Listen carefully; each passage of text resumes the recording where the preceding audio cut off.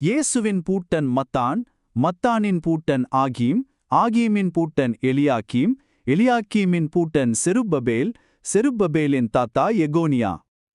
இப்போ இந்த குடும்ப பட்டியலை மறுபடியும் ஒரு தடவை பாருங்க.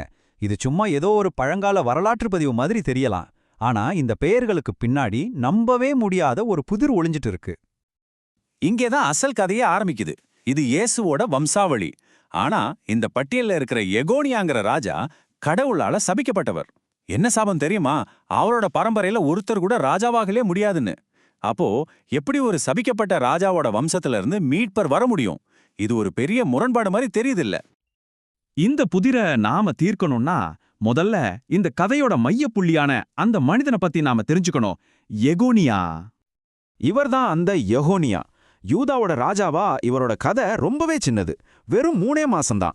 அதுக்குள்ள பாபிலோன் மன்னன் நேபுகாத் நேச்சர் வந்து இவரை தோற்கடிச்சு பாபிலோனுக்கு கைதியா கூட்டு போயிட்டார்.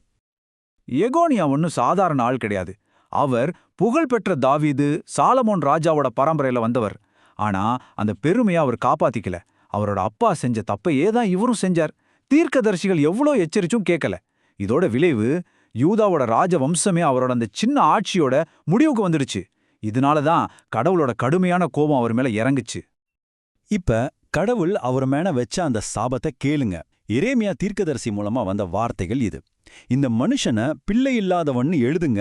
அவன் வம்சத்துல ஒருத்தங்கூட தாவீதோட சிம்மாசனத்துல உட்கார்ந்து யூதாவை ஆளவே மாட்டான். அடேங்கப்பா, இதை விட தெளிவா உடைக்கவே முடியாத ஒரு சாபம் இருக்க முடியுமா சொல்லுங்க? சரி, இந்த சாபத்தோட உண்மையான அர்த்தம் தான் என்ன? வாங்க இன்னும் கொஞ்சம் ஆழமா பார்க்கலாம். ஓகே, இங்கதான் முதல் பெரிய சிக்கலே வருது. சாபம் அவரை பிள்ளை இல்லாதவன்னு சொல்லுது. அப்படின்னா அவருக்கு எப்படி சிறுபேல்னு ஒரு பேரன் இருக்க முடியும்?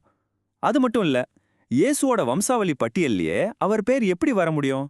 இந்த கேள்விகள் தான் இந்த புதிரை தீர்க்கறதுக்கான முதல் க்ளூவா நமக்கு கொடுக்குது. இந்த ஒரு விளக்கம் தான் இந்த முழு புதிரோட திறவுகோள். அந்த சாபத்துல இருக்கிற பிள்ளை இல்லாதவன்கிற வார்த்தைக்கு நாம பொதுவா நினைக்கிற அர்த்தம் கிடையாது. அவருக்கு குழந்தையே பிறக்காதுன்னு அதுக்கு அர்த்தம் இல்ல. அதுக்கு பதிலா அவரோட ரத்த வாரிசுகள்ல ஒருத்தர் கூட இனிமே ராஜாவாக முடியாது. இதுதான் அதோட உண்மையான சட்டப்பூர்வமான அர்த்தம். இந்த ஒப்பீடு பாருங்க, இன்னும் நல்லா புரியும். நாம பொதுவா பிள்ளை இல்லாதவன்னா அவருக்கு குழந்தையே இல்லைன்னு நினைப்போம். ஆனா இந்த தீர்க்க தரிசனத்தோட துல்லியமான அர்த்தம் என்னன்னா, எகோனியாவோட பயாலஜிக்கல் பிளட் லைன்ல வர்ற யாரும் இனிமே யூதாவோட ராஜாவா இருக்க முடியாது. அவ்வளவுதான். இப்போ நம்ம கிட்ட இருக்கிற எல்லா துப்புகளையும் ஒன்னா சேர்த்து இந்த புதிரை எப்படி சால்வ் பண்றதுன்னு பார்க்கலாம் வாங்க. இங்கதான் மொத்த புதிரும் அவிழுது. இதை ரொம்ப கவனமா பாருங்க. இயேசுவுக்கு 2 வம்சாவளி இருக்கு. ஒன்னு யோசேப்பு வழியா வர்ற லீகல் வம்சாவளி. இதுல எகோனியா இருக்கார். இது மூலியமா இயேசுவுக்கு சிம்மாசனத்து மேல ஒரு சட்டப்பூர்வமான உரிமை கிடைக்குது.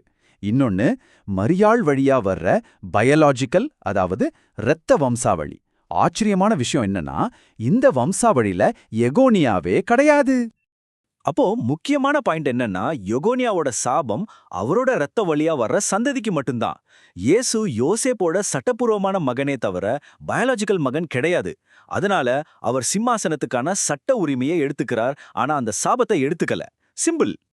சரி, இந்த விளக்கம் கரெக்ட் தானா? இதுக்கு பைபிள்லயே ஒரு சூப்பரான ஆதாரம் இருக்கு. வாங்க அதை பார்க்கலாம். இவர்தான் சொருபபேல், எகோனியாவோட பேரன். பாபிலோன் அடிமைத்தனத்துக்கு அப்புறம் யூதாவுக்கு திரும்பி வந்து எருசலேம் தேவாலயத்தை திரும்பவும் கட்டுன ஒரு பெரிய தலைவர்.